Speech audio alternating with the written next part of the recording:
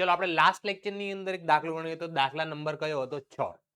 એના જેવો ઉદાહરણ મેં તમને હોમવર્કમાં આપેલો હતો. એ ઉદાહરણ નંબર કયો હતો આપણો? બગડ ચોગડ 24. હે ના?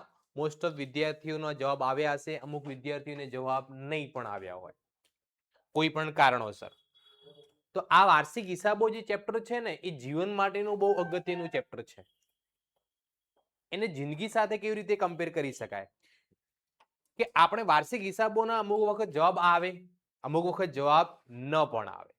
જવાબ ન આવે તો એની અંદર આપણે ભૂલો શોધવાની હોય કે આપણે શું ભૂલ કરી છે, ક્યાં એન્ટ્રી ખોટી કરી છે. એ ભૂલ તમે તમારા એકાઉન્ટના શિક્ષક સાથે સ્કૂલમાં અથવા ટ્યુશનની અંદર તમારે આપવાનું હોય કે સાહેબ આમાં જવાબ આવતો નથી. એ પાછા ફરીથી તમને સમજાવે અને ફરીથી પાછો એ તમે દાખલો ગણો. એટલે 2 વખત 3 વખત 4 વખત જ્યાં સુધી જવાબ ના આવે ત્યાં સુધી દાખલો ગણવાનો. એનો મતલબ છેલ્લે તમે શું ગણો? તમને જવાબ મળે. હે ને? 2 વખત ટ્રાય કરો, 3 વખત કરો, 4 વખત કરો. હે ને?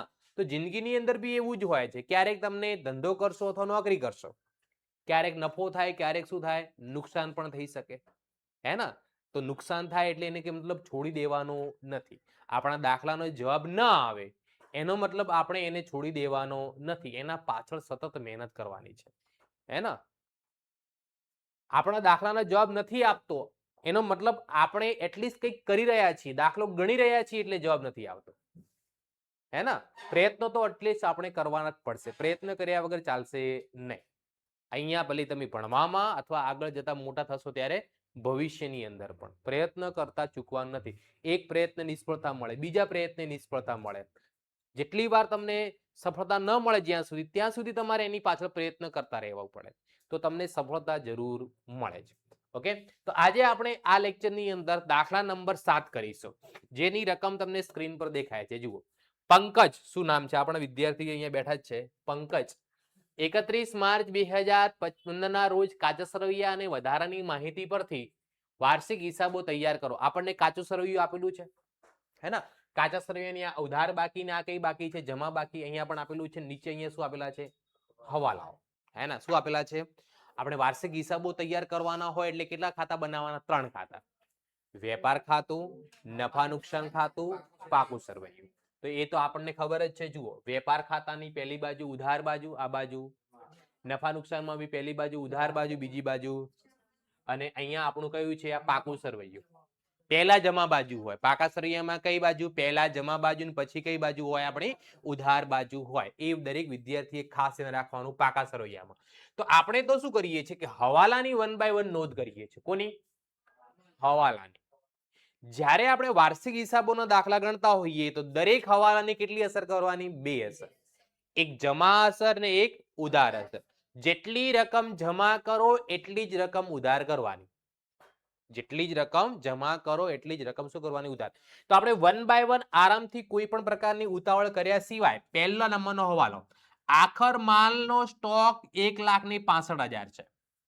હે ને? આખર માલનો સ્ટોક કેટલો છે? 1,65,000, જેમાં 50% માલની બજાર કિંમત 10% વધુ છે, જ્યારે બાકીના માલની બજાર કિંમત 10% કેવી છે? ઓછી છે. તો જ્યારે વાર્ષિક હિસાબોનો દાખલો આપણે ગણતા હોઈએ ને આખર સ્ટોકની કિંમત વધારે ઓછી આપેલી હોય ને, ત્યારે હર હંમેશા વાર્ષિક હિસાબોના દાખલામાં આખર સ્ટોકની જે કિંમત ઓછી કિંમત હોય તે ધ્યાનમાં લેવામાં આવે. આખર સ્ટોકની કઈ કિંમત ધ્યાનમાં લેવાની? ઓછી કિંમત. વધુ કિંમત ક્યારે ધ્યાનમાં લેવામાં આવે નહીં. ક્યારે? વાર્ષિક હિસાબોના દાખલા ગણતા હોઈએ એવા સંજોગોમાં. તો આપણે સૌથી પહેલા જુઓ, અહીંયા ગણતરી કરીને બતાવું તમને. આખર માલ સ્ટોકની કિંમત કેટલી છે? પહેલા તો 1,65,000, 1,65,000. આના 2 ભાગ કરી દો. દાખલામાં જે પ્રમાણે કીધું એ પ્રમાણે જ કરવાનું. આપણું કઈ કરવાનું? 50% માલની બજાર કિંમત એટલે આપણે 1,65,000 નો આખર સ્ટોક છે, એના 50% કરો, જવાબ કેટલો આવે? 82,500 આવે. આ 82,500 ની કિંમત કેવી છે? 10% કેવી છે? વધુ છે. 10% વધુ એટલે કેટલી કહેવાય? 8,250 વધી જાય એટલે કુલ કેટલી થઈ જાય? 90,750. કેટલી? 90,750 રૂપિયા થાય. ઓકે, બાકીના આ 50%, તો બાકી કેટલા ટકા વધ્યા? 50% વધ્યા કે ના વધ્યા? જ્યારે બાકી બી 50% વધે તો બાકી કેટલા થાય? 82,500 જ થાય ને. કેટલા થાય 50%? 82,000 ને જ્યારે બાકીના સ્ટોકની બજાર કિંમત 10% કેવી છે? ઓછી. એવું 10% કેટલા થશે? આમાં બી 8,200 ને તો ચલો 82,000 માંથી 82,500 માંથી 8,250 બાદ કરો. 74,250. આપણને આખર સ્ટોકના બે ભાગ કર્યા હતા. જે પ્રમાણે દાખલામાં કહ્યું છે એ જ પ્રમાણે પહેલા 50% માલની કિંમત 10% વધુ હતી તો પ્લસ કરી, બીજા 50% માલની બજાર કિંમત 10% કેવી હતી? ઓછી. જે શું કરી? માઇનસ. હવે મેં કહ્યું પ્રમાણે આખર સ્ટોકની કઈ કિંમત ધ્યાનમાં લેવાની? ઓછી કિંમત. તો અહીંયા એક કિંમત આપણી 82,500 છે અને બીજી કેટલી છે? હે ને આ આપણી ચોપડે કિંમત કહેવાય. 82,500 કઈ કિંમત કહેવાય? આ 10% વધુ કઈ કિંમત કહેવાય? બજાર કિંમત. ચોપડે કિંમત 82,500, બજાર કિંમત કેટલી છે? 90,750. કઈ ધ્યાનમાં લેવાની? જે ઓછી હોય તે. તો આ બંનેમાંથી ઓછી કઈ? તો અહીંયા કેટલી ધ્યાનમાં લેવામાં આવશે? 82,500. આને ધ્યાનમાં ગણતરીમાં લેવામાં આવશે નહીં. બરાબર? કેમ કે વધુ છે. અહીંયા ચોપડે કિંમત કેટલી છે આપણી? 82,500. જ્યારે બજાર કિંમત 10% ઓછી કેટલી થઈ ગઈ? તો અહીંયા કઈ ધ્યાનમાં લેવામાં આવશે? 74,250 લેવામાં આવશે. આ લેવામાં આવશે નહીં. તો આખર સ્ટોકની કુલ કિંમત કેટલી થઈ? તો પહેલા 50% માલની કિંમત 82,500 અને બીજાની કિંમત કેટલી? આ બંનેનો સરવાળો કરો હેડ.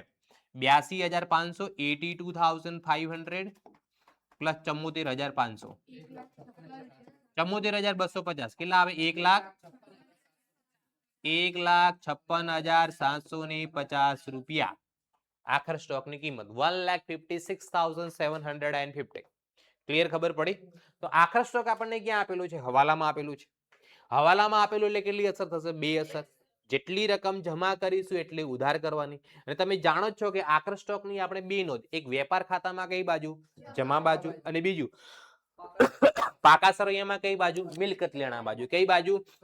તો સૌથી પહેલા હું વેપાર ખાતામાં જમા બાજુ લખું. જુઓ, આખર સ્ટોક.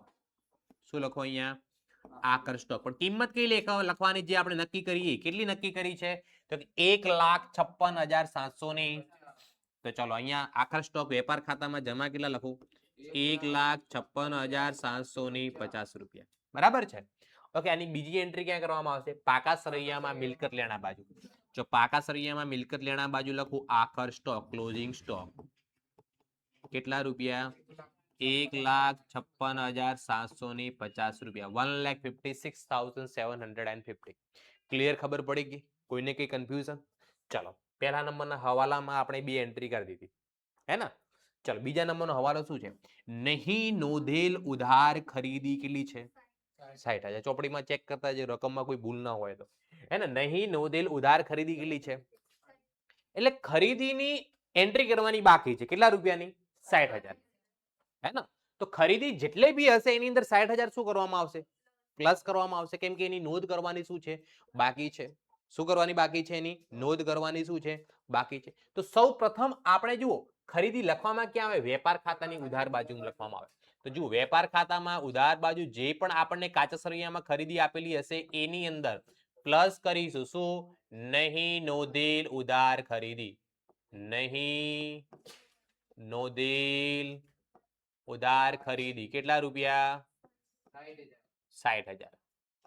ઓકે. આની બીજી અસર કરવી પડશે કે નહીં કરવી પડે? 60,000 ની. કેમ કે આ 60,000 આપણને ક્યાં આપેલા હતા? ક્યાં આપેલા છે? હવાલામાં. એટલે બીજી નોંધ કરવી જ પડશે. ઓકે. આ 60,000 આપણે ઉધાર બાજુ પ્લસ કર્યા એટલે ઉધાર જ કર્યા કહેવાય.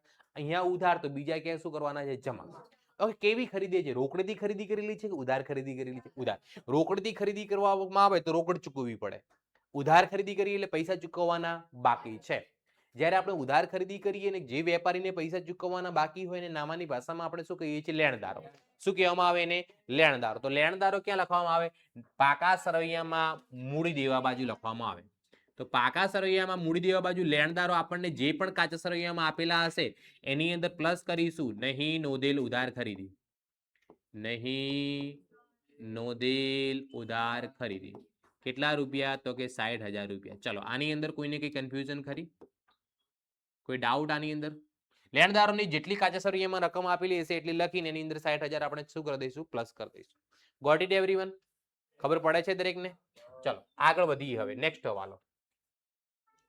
નહીં નોંધેલ ઉધાર ખરીદ પરત. ખરીદ પરતની નોંધ કરવાની શું છે? બાકી છે. ખરીદ પરતની નોંધ કરવાની શું છે? તો ખરીદ પરત તો આપણે ખરીદીમાંથી શું કરતા હોઈએ? માઇનસ કરતા હોઈએ. ખરીદ પરત ખરીદીમાંથી શું કરતા હોઈએ? તો અહીંયા ખરીદ પરત જે પણ આપણી ખરીદી હશે એની અંદરથી માઇનસ કરીશું. નહીં નોંધેલ ઉધાર ખરીદ પરત, નહીં નોંધેલ ઉધાર ખરીદ. કેટલી રકમ છે? 7,500, 7,500. ઓકે, 7,500. અને બીજી નોંધ ક્યાં કરવામાં આવશે? લેણદારોમાં. ઓકે, અહીંયા ખરીદીમાંથી માઇનસ કરી તો લેણદારોમાંથી પણ શું થશે? માઇનસ.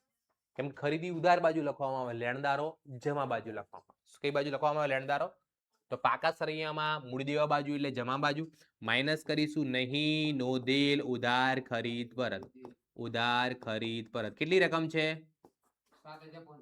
7,500. ચલો કમ્પ્લીટ ખબર પડી ગઈ. આગળ વધીએ નેક્સ્ટ હવાલા તરફ. નહીં નોંધેલ ઉધાર વેચાણ કેટલા? વેચાણ નોંધવાનું બાકી છે. શું નોંધવાનું બાકી છે? વેચાણ કેટલા રૂપિયા નોંધવાનું બાકી છે? તો કે 75,000. તો વેચાણ ક્યાં લખવામાં આવે? વેપાર ખાતામાં જમા બાજુ. તો જુઓ અહીંયા લખીશું આપણે વેચાણ. જેટલું બી વેચાણ આપણને આપેલું હશે એની અંદર પ્લસ કરીશું. નહીં નોંધેલ વેચાણ. ચલો નહીં નોંધેલ વેચાણ કેટલા રૂપિયા?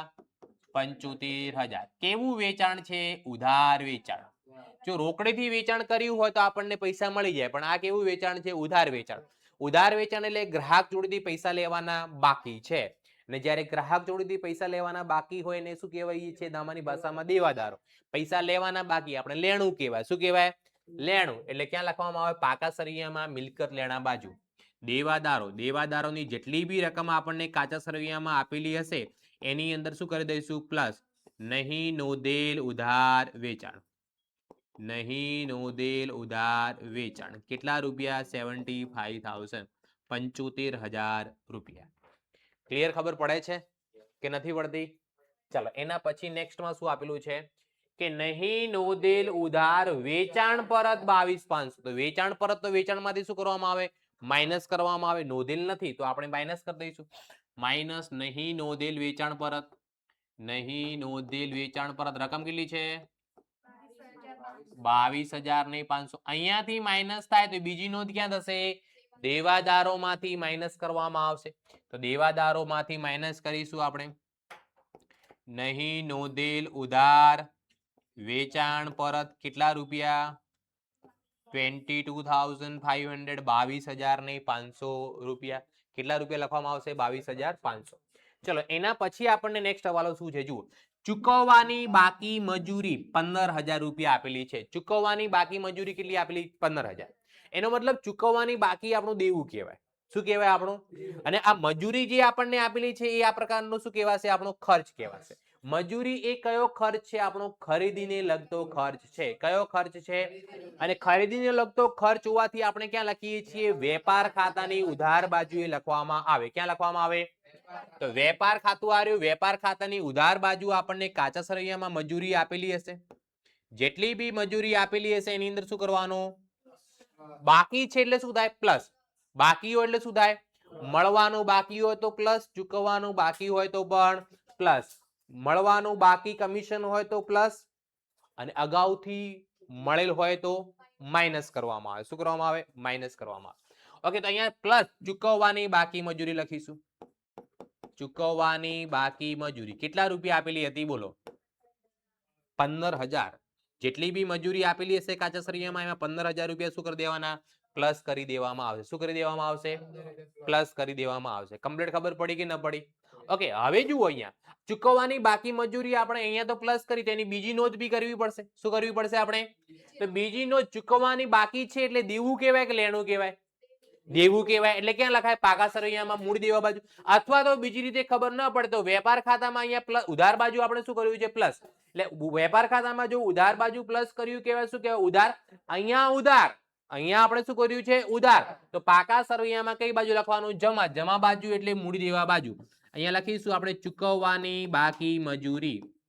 Outstanding veggies. ચૂકવવાની બાકી મજૂરી કેટલા રૂપિયા છે? 15,000 રૂપીસ, 15,000 રૂપિયા. ક્લિયર? Got it everyone? ચલો એના પછી દાખલામાં આપણને આગળ શું આપેલું છે એ જોઈ લઈએ. 15,000 નો માલ આગથી બળી ગયો, વીમા કંપનીએ પૂરો દાવો મંજૂર કર્યો. એનો મતલબ ધંધા માટે કોઈ પણ પ્રકારનું નુકસાન કહી શકાય નહીં. 15,000 રૂપિયાનો માલ બળી ગયો, જેના સામે 15,000 આપણે વીમો લીધેલો છે, પ્રીમિયમ ભરેલું છે, એટલે 15,000 રૂપિયા કોણ આપી દેશે? વીમા કંપની વાળા આપી દેશે. એટલે આપણને કોઈ નુકસાન કહેવાય નહીં. ખબર પડી કે ન પડી? ઓકે, તો અહીંયા આપણી જોડેથી શું જાય છે? માલ જાય છે. શું જાય છે? માલ કેવી રીતે? વેચાણથી જાય છે? ના. ખરીદ પરતથી જાય છે? ના. એને અન્ય રીતે માલની જાવક કહેવાય. કઈ જાવક કહેવાય? અને જ્યારે અન્ય રીતે માલની જાવક થતી હોય એટલે આપણે ખરીદીમાંથી શું કરીએ? માઇનસ. હે ને? આગથી બળી ગયેલ માલ, આગથી બળી ગયેલ માલ કેટલા રૂપિયા? કેટલા રૂપિયાનો માલ બળી ગયો આપણો? 15,000 નો. કેટલા રૂપિયાનો? ઓકે, આ 15,000 કોણ આપવાના? એટલે વીમા કંપની આપી દીધા કે આપવાના લેવાના બાકી છે હજુ? તો લેવાના બાકી એટલે લેણું થયું કે દેવું થયું? લેણું થયું. તો પાકા સરિયામાં કઈ બાજુ લખવામાં આવે? મિલકત લેણા બાજુ લખીશું વીમા કંપની ખાતે. વીમા કંપની ખાતે કેટલા રૂપિયા? 15,000 રૂપિયા લેવાના બાકી છે એની નોંધ. ક્લિયર? કોઈ ડાઉટ આની અંદર? ચલો એના પછી શું આપેલું છે? અંગત વપરાશ માટે લીધેલ માલ કેટલા? 7500. અંગત વપરાશ માટે એટલે ઉપાડ કહેવાય. શું કહેવાય? એટલે એ શું લઈ ગયા છે? માલ લઈ ગયા. એટલે માલની જાવક થાય છે એ પણ કેવી રીતે જાવક છે? અન્ય રીતે માલની જાવક છે. કેવી જાવક છે? તો અન્ય રીતે માલની જાવક હોવાથી આપણે સૌથી પહેલા તો શું કરીશું? ખરીદીમાંથી બાદ. હે ને? ઉપાડથી ગયેલ માલ, ઉપાડથી ગયેલ કેટલા રૂપિયા? 7,000 ને. ઓકે, ઉપાડથી ગયેલો છે. ઉપાડથી ગયેલો છે એટલે ઉપાડ ક્યાં લખવામાં આવે? મૂડીમાંથી શું કરવામાં આવે? બાદ કરવામાં આવે. ઉપાડ શું કરવામાં આવે? મૂડીમાંથી. તો મૂડી ક્યાં લખવામાં આવે? પાકા સરિયામાં મૂડી દેવા બાજુ. જે પણ આપણને શરૂઆતની મૂડી આપેલી હશે એની અંદરથી ઉપાડ જે હશે એ આપણે શું કહી દઈશું? માઇનસ. કેટલા રૂપિયાનો ઉપાડ છે? 7,000 ને. ચલો દરેક હવાલાની ખબર પડે છે કે નથી પડતી? દરેક હવાલાની કેટલી અસર કરવાની? 2 અસર. જેટલી રકમ જમા કરો એટલી રકમ ઉધાર કરવાની. ચલો એના પછી આપણને શું આપેલું છે? યંત્ર ગોઠવવાની મજૂરી 7,500 ભૂલથી મજૂરી ખાતે ઉધારેલ છે. હવે જુઓ, યંત્ર એ આપણી મિલકત કહેવાય. મિલકત ખરીદીનો ખર્ચો અલગથી લખવામાં આવતો એ મિલકતની અંદર જ ઉમેરાઈ જાય. તો આ મજૂરીના જે આપણે 7,500 ચૂકવ્યા એ યંત્રોમાં પ્લસ કરવાના હતા, પણ ભૂલથી કોના ખાતે લખી દીધા? મજૂરી ખાતે. શું કે ભૂલથી લખેલા છે? હે ને? યંત્ર ગોઠવણીની જે મજૂરી થઈ એ યંત્ર ખાતે ઉધાર કરવી પડે. યંત્રની અંદર પ્લસ કરવી પડે. કોની અંદર પ્લસ કરવી પડે? પણ ભૂલથી કોણને અંદર પ્લસ કરી દીધી એમણે? તો મજૂરીમાંથી સૌથી પહેલા શું કરતો? માઇનસ. આ મજૂરી લખેલી છે એની અંદરથી માઇનસ કરીએ. યંત્ર ગોઠવવાની મજૂરી કેટલા રૂપિયા છે? 7,500. આની બીજી એન્ટ્રી. ઓકે, હવે આ મજૂરીમાંથી ખોટું કર્યું એટલે બાદ કરી દીધી. મજૂરીમાં ઉધારેલા હતા એટલે મજૂરીમાંથી શું કરી દીધું? એની બીજી અસર હતું શું? યંત્ર ગોઠવવાની મજૂરી. તો આપણે યંત્રો જે પાકા સરિયામાં મિલકત લેણા બાજુ લખવામાં આવે યંત્રો, યંત્રોની અંદર શું કરી દેવાના? પ્લસ કરી દેવાની. યંત્ર ગોઠવવાની મજૂરી કેટલા રૂપિયા? 7,000 ને 7,500 રૂપીસ. Got it everyone? ચલો દરેકને ખબર પડી રુદ્ર કે ન પડી? કોઈ ડાઉટ? ચલો હવે જુઓ, દરેક હવાલા થઈ ગયા. કોઈ હવાલો બાકી ખરી? કોઈ હવાલો બાકી નથી. દરેક હવાલાની આપણે નોંધ કરી દીધી છે. તો હવે આપણે શું કરવાનું છે? 1 by 1 કાચા સર્વેની એન્ટ્રી કરવાની છે. શું કરવાની છે? 1 by 1. ઓકે, સૌથી પહેલા શું આપેલું છે? જુઓ, મૂડી અને ઉપાડ. તો મૂડી કેટલી છે? મૂડીની જમા બાકી હોય. મૂડી 6 લાખ, ઉપાડ 18,000. તો જુઓ પાકા સરિયામાં લખીએ મૂડી કેટલી? 6 લાખ. ઓકે, ઉપાડ એક વખત લખ્યો, બીજી વખત આપેલો છે, ફરીથી માઇનસ કરી દઈએ. ઉપાડ કેટલો? 18,000. ચલો કમ્પ્લીટ ખબર પડી? આની હવે દરેકની કેટલી એન્ટ્રી થશે? હવે એક એન્ટ્રી થશે. ખરીદી કેટલી રૂપિયા? 9 લાખ. વેચાણ કેટલા રૂપિયા? વેચાણની જમા બાકી હોય, ખરીદીની ઉધાર બાકી હોય. તો ખરીદી કેટલા રૂપિયા? પાકા સરિયા વેપાર ખાતામાં ઉધાર બાજુ કેટલા લખો? 9 લાખ રૂપિયા. અને વેચાણ ક્યાં લખો? વેપાર ખાતામાં જમા બાજુ કેટલા રૂપિયા? 15 લાખ રૂપીસ. 15 લાખ રૂપિયા લખવામાં આવશે. ઓકે, ચલો એના પછી ખરીદ પરત. ખરીદ પરત કેટલા છે? એને એક જ નોંધ થશે. ખરીદીમાંથી શું કરવામાં આવે? માઇનસ. તો અહીંયા લખીએ આપણે ખરીદ પરત કેટલા રૂપિયા? તગડા મેંડુ 30,000. હવે જુઓ, સૌથી પહેલા તો ખરીદીનો જે પ્લસ માઇનસ છે એ કરી દઈએ, પછી રકમ શું લખી દઈએ? 12 લખી દઈએ. તો ખરીદી આપણી કેટલી હતી? 9 લાખ રૂપિયા. ખરીદી આપણી 9 લાખ. 9 લાખ વત્તા નહીં નોંધેલ ઉધાર ખરીદી કેટલી? 60,000. પછી માઇનસ શું કરવાનું છે? નહીં નોંધેલ ઉધાર ખરીદ પરત 7,500. ફરીથી માઇનસ શું કરવાનો? આગથી બળી ગયેલ માલ 15,000 નો. ફરીથી માઇનસ કેટલા કરવાનો? ઉપાડતી ગયેલ માલ 7,500 નો. અને છેલ્લે ખરીદ પરત કેટલું છે? 30,000. 9 લાખ રૂપિયા વધે પાછા. કેટલા વધે? 9 લાખ રૂપિયા. ચલો હવે એના પછી આગળ શું આપેલું છે આપણને? વેચાણ પરત કેટલું આપેલું છે? 60,000. તો આ વેચાણ પરત તો વેચાણમાંથી માઇનસ થશે. વેચાણ પરત એક જ નોંધ કરવામાં આવશે, કાચા સરવૈયામાં આપેલું છે એટલે કેટલા રૂપિયા આપેલા છે આપણને? 60,000 રૂપિયા. તો સૌથી પહેલા આપણો વેચાણ કેટલું છે? તો કે 15 લાખ રૂપિયા પ્લસ 75,000 રૂપિયા માઇનસ 22,500 રૂપિયા અને માઇનસ કેટલા? 60,000 એટલે 14,92,500. 14,92,500 રૂપિયા. ક્લિયર? ખબર પડે છે દરેકને? ઓકે. એના પછી આગળ આપણને શું આપેલું છે? સ્ટોક. સ્ટોક જુઓ, તારીખ કઈ આપેલી છે? 1 એપ્રિલ 2014. એટલે શરૂઆતની સ્ટોક છે કે આખરનો સ્ટોક કહેવાય? શરૂઆતનો. કેમ કે 1 એપ્રિલ 2014 ને આપણો હિસાબી વર્ષ એન્ડ ઓફ ધ યર કયો છે? 31 માર્ચ 2015 છે. એટલે 1/4/2014 જે એ શરૂઆતની બાકી કહેવાય, એટલે એને કયો સ્ટોક કહેવાશે? શરૂઆતનો સ્ટોક કહેવાશે. અને શરૂઆતનો સ્ટોક ક્યાં લખવામાં આવે? વેપાર ખાતાની ઉધાર બાજુ સૌથી પહેલા શરૂઆતમાં લખવામાં આવે. શરૂનો સ્ટોક કેટલા રૂપિયા આપેલો છે? 90,000 રૂપિયા. કેટલા રૂપિયા? 90,000 રૂપિયા. ચલો એના પછી દાખલામાં શું આપેલું છે આપણને? આવક માલ ગાડા ભાડું કેટલા રૂપિયા છે? 15,000 રૂપિયા. વેપાર ખાતાની ઉધાર બાજુ લખવામાં આવે. જુઓ ટૂંકમાં હું લખું અહીંયા આમાં ગાભા આવક માલ ગાડા ભાડું કેટલા રૂપિયા? તો કે 15,000 રૂપીસ. 15,000 રૂપિયા. એના પછી પગાર. પગાર કેટલો છે? 1,80,000. ખર્ચ એ નફા નુકસાન ખાતાની ઉધાર બાજુ લખવામાં આવશે. પગાર કેટલા રૂપિયા? 1,80,000 રૂપિયા. 1,80,000 રૂપીસ. અંદરો અંદર વાતો કરવી તો લેક્ચરમાં કેમ બેસો છો? ચલો એના પછી પગાર પછી શું આપેલું છે? મજૂરી કેટલા રૂપિયા આપેલી છે? 60,000 રૂપિયા. મજૂરી કેટલા રૂપિયા આપેલી છે? ઓકે. મજૂરી જુઓ આપણે લખેલી જ છે અહીંયા. મજૂરી 60,000. 60,000 માં ચૂકવવાની બાકી કેટલી હતી? 15,000. તો 60,000 વત્તા 15,000 કરવાના એટલે કેટલા થાય? 75,000. ને 75,000 માંથી આપણે યંત્રો ગોઠવવાની મજૂરી 7,500 એટલે કેટલા વધે અહીંયા? 67,500 રૂપિયા વધે. એટલે 12 લખવાના કેટલા? 67,500. 67,500 રૂપિયા. ચલો એના પછી શું આપેલું છે આપણને? ઓફિસ ખર્ચા. ઓફિસ ખર્ચા કેટલા છે? 1,20,000. નફા નુકસાન ખાતાની ઉધાર બાજુ લખવામાં આવે. ચલો અહીંયા લખીએ આપણે ઓફિસ ખર્ચા કેટલા રૂપિયા? 1,20,000 રૂપિયા. 1,20,000 રૂપિયા. ચલો એના પછી શું આપેલું છે? મળેલ ડિબેન્ચર વ્યાજ કેટલા રૂપિયા? તો મળેલ ડિબેન્ચર વ્યાજની આવક થઈ કે ખર્ચ થયો? જમા બાજુ આપેલી છે અને મળેલ છે એટલે આવક છે. આવક છે એટલે કઈ બાજુ લખાશે? નફા નુકસાન ખાતાની જમા બાજુ.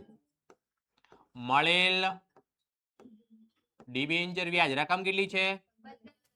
15,000 રૂપિયા. 15,000 રૂપીસ. ચલો એના પછી શું આપેલું છે? મળેલ વટાવ. મળેલ વટાવ પણ આવક કહેવાય. જમા બાજુ આપેલું છે. નફા નુકસાન ખાતાની જમા બાજુ લખવામાં આવશે. કેટલી રકમ છે? 6,000 રૂપિયા. કેટલી રકમ છે?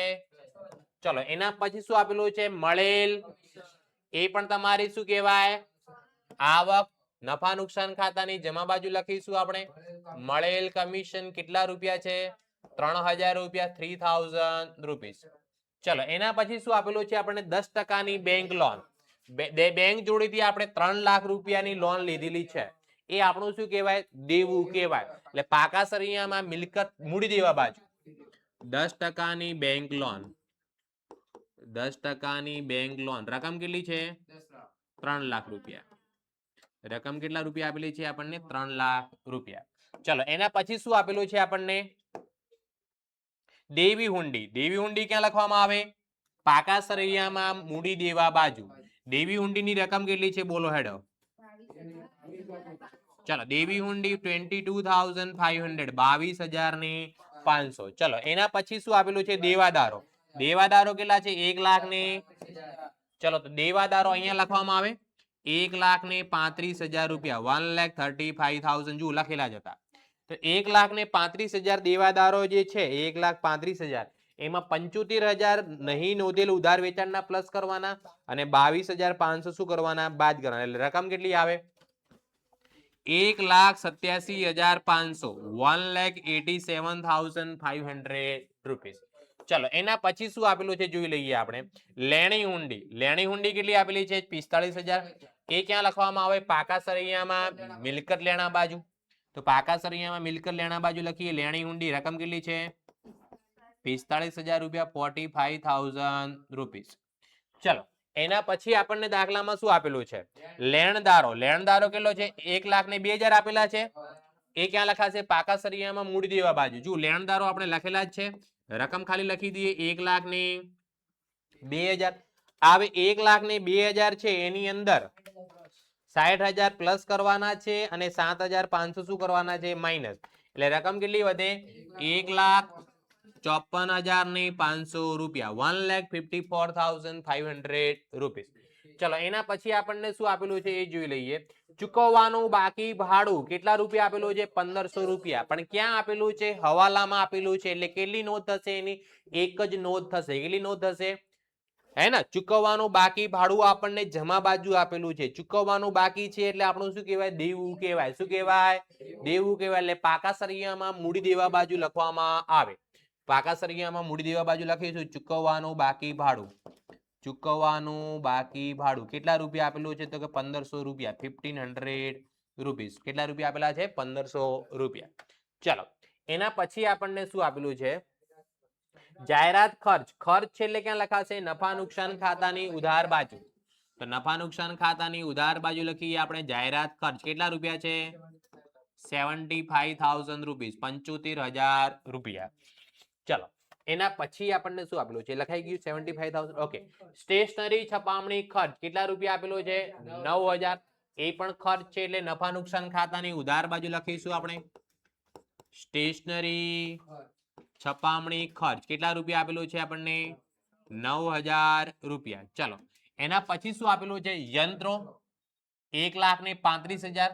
પાકા સરિયામાં મિલકત લેણા બાજુ લખાય યંત્રો 1 લાખ ને કેટલા એમાં મજૂરી પ્લસ કરવાની 7500 એટલે કેટલા થાય 1,42,500 રૂપિયા. ચલો એના પછી શું આપેલું છે મકાન. મકાન કેટલું આપેલું છે 4,50,000. પાકા સરિયામાં મિલકત લેણા બાજુ મકાન કેટલા રૂપિયા આપેલું છે 4,50,000 4,50,000 રૂપિયા. ચલો એના પછી શું આપેલું છે ફર્નિચર. ફર્નિચર આપણી શું કહેવાય મિલકત કહેવાય એટલે પાકા સરિયામાં મિલકત લેણા બાજુ લખીશું ફર્નિચર કેટલા રૂપિયા આપેલું છે આપણને 90,000 રૂપિયા 90,000 રૂપીસ. ચલો એના પછી શું આપેલું છે ભાડું. નફા નુકસાન ખાતાની ઉધાર બાજુ લખાશે ખર્ચ છે કેટલા રૂપિયા છે ભાડું ખર્ચ 18,000 રૂપિયા 18,000 રૂપીસ. ચલો ભાડા પછી શું આપેલું છે આપણને 10% ડિબેન્ચરમાં રોકાણ કરેલું છે. શું કરેલું છે રોકાણ એટલે મિલકત કહેવાય. શું કહેવાય મિલકત કહેવાય એટલે પાકા સરિયામાં મિલકત લેણા બાજુ લખાય 10% ડિબેન્ચરમાં રોકાણ કેટલા રૂપિયાનું કરેલું છે 1,50,000 રૂપિયા. કેટલા રૂપિયા ચલો એના પછી શું છે બેંક લોન નું વ્યાજ. બેંક લોન નું વ્યાજ કઈ બાજુ આપેલું છે ઉધાર બાજુ. એ શું કહેવાય નાણાકીય ખર્ચ કહેવાય. જો બેંક જોડેથી આપણે 3 લાખની લોન લીધી હતી. કેટલાની લોન લીધી હતી 3 લાખની લોન ઉપર આપણે કેટલા ટકા વ્યાજ ચૂકવવાનું 10%. 3 લાખના 10% કરો એટલે કેટલા રૂપિયા આવે 30,000 રૂપિયા આવે. એ ખર્ચ છે નાણાકીય ખર્ચ છે એટલે નફા નુકસાન ખાતાની કઈ બાજુ લખાય ઉધાર બાજુ લખાય હે ને લોન પર વ્યાજ. લોન પર વ્યાજ ઇન્ટરેસ્ટ ઓન લોન કેટલા રૂપિયા 30,000 રૂપિયા. કેટલા રૂપિયા 30,000. ચલો આની અંદર દરેક વિદ્યાર્થીને ખબર પડે કે ઓકે. હવે બીજી વસ્તુ તમને સમજાવી દઉં. જો આપણે 10% ડિબેન્ચરમાં રોકાણ ઇન્વેસ્ટમેન્ટ કર્યું હતું કેટલા રૂપિયાનું 1.5 લાખનું.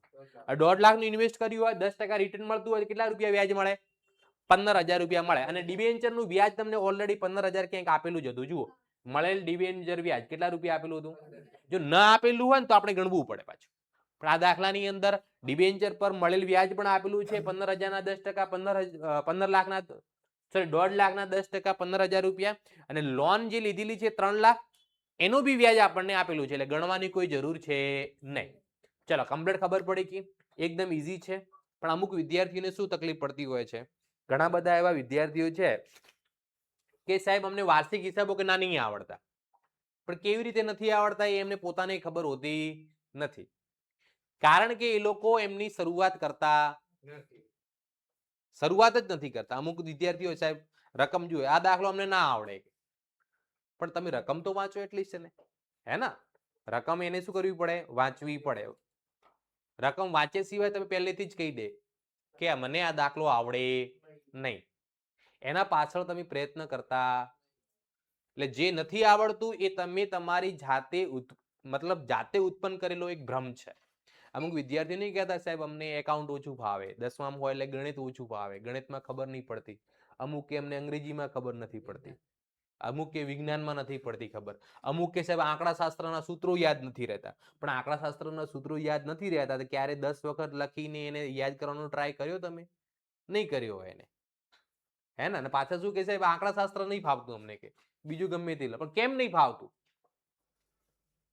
જે નહીં ફાવતું એ તો શીખવાનું છે, એ તો તમારું કામ છે અત્યારે.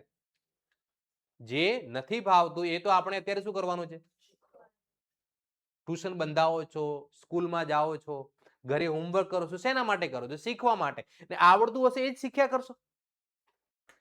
ક્યારેક એવું પણ શીખવું પડશે ને જે આપણને ન આવડતું હોય, ક્યારેક એ પણ શીખવું પડશે, ક્યારેક એમાં આપણને ખબર જ નથી પડતી. પણ એ ખબર નથી પડતી, નથી આવડતું, એ તમને બીજા કોઈએ નહીં કીધેલું. તમારા કોઈ શિક્ષક કીધેલું કે તને આંકડા શાસ્ત્ર નહીં આવડે તથાસ્તુ? હા, આ તમારા મમ્મી પપ્પા કીધું કે તને બેટા જા તને શ્રાપ આપો કે એકાઉન્ટ નહીં આવડે, એટલે તમે એવું કહો છો? ના, એ આપણે જાતે ઉત્પન્ન કરેલો એક શું છે? ભ્રમ છે. ને આપણે એવું વિચારી લઈએ કે મને એકાઉન્ટ નથી આવડતું, પછી એના પાછળ તમે મહેનત ના કરો. એના પાછળ તમે ક્યારેય મહેનત કરતા નથી, કેમ કે પહેલેથી વિચારી લીધું મને આવડે નહીં, એટલે પહેલેથી તમે વિચારી લો તો એના પાછળ તમે મહેનત જ નથી કરતા. અને જેના પાછળ મહેનત નથી કરતા તો પછી ક્યારે શક્ય. અને અમુક વિદ્યાર્થીઓને પાછું એવું પણ હોય, આવડતું હોય ને કે સાહેબ આ ચેપ્ટર તો સાહેબ આવડે, કડકડાટ આવડે, એમાં કોઈ ભૂલ ન પડે, પણ એમાં જ માર્ક્સ કપાતા હોય, એમાં જ માર્ક્સ કપાતા હોય, એ તમને ખબર જ હશે. અમુક 12મા ધોરણમાં અમે ટેસ્ટ લઈએ છીએ, પાઘડીનું મૂલ્યાંકન એકદમ ઈઝી ચેપ્ટર, અને 8 ગુણના 2 દાખલા પૂછાય. છોકરાને કીધું પાઘડી ઈઝી ચેપ્ટર, ને એમાં જ માર્ક્સ કપાય. એના પાછળનું બી કારણ છે, તમે નથી આવડતું એને અડતા નથી, તમે આવડે છે એને પકડતા નથી, એનું રિવિઝન નથી કરતા, હે ને? તમે નથી આવડતું એ તો પડવાનું જ નહીં ને, એમાં કંટાળો આવે તમને, એમાં તો ઊંઘ ચડી જાય. અને જે આવડે છે એ તો આવડે છે, એનું રિવિઝન કરતા નથી, તો જે વસ્તુનું તમને રિવિઝન નહીં થાય ને એ ક્યારેય યાદ નહીં રહે. જે વસ્તુનું ભલે ઈઝી હશે પણ રિવિઝન નહીં થાય તો યાદ રહેશે નહીં. એટલે રિવિઝન બી બહુ ઇમ્પોર્ટન્ટ વસ્તુ છે, ભલે ઈઝી ચેપ્ટર હોય કે હાર્ડ ચેપ્ટર હોય, ઈઝી ચેપ્ટરનું બી રિવિઝન તો કરવું જ પડે. ચલો હવે દરેક હવાલાની આપણે નોંધ કરી દીધી, કાચા સરવૈયામાં જે વસ્તુ આપેલી હતી દરેકની નોંધ કરી દીધી. હવે આપણે શું કરવાનું છે? 1 by 1 ટોટલ કરવાનો છે. સૌથી પહેલા ટોટલ કરવાની વાત આવે તો વેપાર ખાતાની આવે. વેપાર ખાતામાં સૌથી પહેલા આપણે વેપાર ખાતાની જમા બાજુનો સરવાળો કરીશું. તો વેપાર ખાતાની જમા બાજુના સરવાળામાં પહેલી એન્ટ્રી કેટલી છે? 14,92,500. 14,92,500 વત્તા 1,56,750. એટલે આનો સરવાળો થાય છે 16,49,250. 16,49,200 16,49,250. 16,49,250 માંથી ઉધાર બાજુની બધી એન્ટ્રીઓ બાદ કરી દઈએ. પહેલી એન્ટ્રી કેટલી છે? તો કે 90,000 માઇનસ બીજી એન્ટ્રી કેટલી છે? તો કે 9 લાખ. પછી એના પછી એન્ટ્રી કેટલી છે? 67,500. એના પછી કેટલી છે? 15,000. એટલે સરવાળો કેટલો જવાબ આવે? 5,76,750. 5,76,750. આને કયો નફો કહેવાય? તો કે કાચો નફો કહેવાય. It's your gross profit. કાચો નફો. આ કાચો નફો ક્યાં લઈ જવામાં આવે? તો કે નફા નુકસાન ખાતે લઈ જવામાં આવે. જમા બાજુનો સરવાળો વધારે હતો તો કાચા નફાની જમા બાકી હોય, અને એ જમા બાકી નફા નુકસાન ખાતાની જમા બાજુ લખવામાં આવે. કાચો નફો, ગ્રોસ પ્રોફિટ, ઇંગ્લિશમાં એને ગ્રોસ પ્રોફિટ કહેવામાં આવે. 5,76,750. 5,76,750. નાઉ ટોટલ ઓફ ધ નફા નુકસાન ખાતું. 5,77,750 વત્તા કેટલા કરીએ 15,000 વત્તા 6,000 વત્તા 3,000 આનો સરવાળો થાય 6,750 6,750 6,750 કેટલો આ બાજુ સરવાળો કેટલો આવે 6,750 રૂપિયા 6,750 માંથી ઉધાર બાજુની 1 by 1 એન્ટ્રી બાદ કરું તો પહેલી એન્ટ્રી કેટલી છે 1,80,000 minus 1,20,000 minus 75,000 minus 9,000 minus 18,000 minus 30,000 1,68,000 it's your net profit ચોખ્ખો નફો 1,68,750 1,68,700 અને નફો થવાથી મૂડીમાં વધારો થાય નફો થવાથી મૂડીમાં શું થાય તો આ નફો જે ચોખ્ખો નફો આવ્યો મૂડીની અંદર શું થઈ જશે પ્લસ મૂડીની અંદર શું થઈ જશે plus it's your net profit ચોખ્ખો નફો કેટલા રૂપિયા લખીશું 1,68,750 1,68,750 હવે આપણે શું કરવાનું મૂડીમાં જે પ્લસ માઇનસ છે તે સૌથી પહેલા મૂડી કેટલી છે આપણી 6 લાખ એની અંદરથી 7,500 ઉપાડના બાદ કરવાના બીજા કાચા સરવૈયાનો ઉપાડ 18,000 બાદ કરવાનો અને પ્લસ કરવાના 1,68,750 એટલે જવાબ આવે 7,43,250 7,43,200 નાવ ટોટલ એની અંદર કેટલા પ્લસ કરવાના 3 lakh plus 1,54,500 plus 15,000 plus 22,500 plus 1,500 એનો સરવાળો થાય 12,36,750 12,36,750 હવે એવી જ રીતે હવે આપણે કઈ બાજુનો સરવાળો કરી દેવાનો મિલકત લેણામાં પહેલી એન્ટ્રી કેટલી છે તો કે 1,42,500 વત્તા કેટલા કરવાના 4,50,000 વત્તા 90,000 વત્તા 1,50,000 વત્તા કેટલા 15,000 વત્તા 1,56,750 વત્તા 1,87,500 વત્તા કેટલા 45,000 તો આનો સરવાળો બી આવે છે 12,36,750 પાકા સરવૈયાનો બંને બાજુનો સરવાળો સરખો આવે એટલે આપણે સમજી લેવાનું આપણો જવાબ સાચો હોઈ શકે પાકા સરવૈયામાં બંને બાજુનો સરવાળો સરખો ના આવે એનો મતલબ આપણે દાખલામાં કોઈ ભૂલો કરેલી છે ક્લિયર ખબર પડી ગઈ કોઈને કઈ ડાઉટ આના જેવો તમારે દાખલો કરવો હોય હોમવર્કની અંદર તમને આપી દઉં છું બેઠે બેઠો ખાલી રકમ બદલાશે ઉદાહરણ નંબર બગડ 5/25 આના જેવો દાખલો છે ખાલી રકમ બદલાઈ છે બીજું કઈ બદલાયું નથી ખાલી એમાઉન્ટ બદલાઈ છે ઉદાહરણ નંબર 25 એ તમારે હોમવર્કમાં કરવાનો રહેશે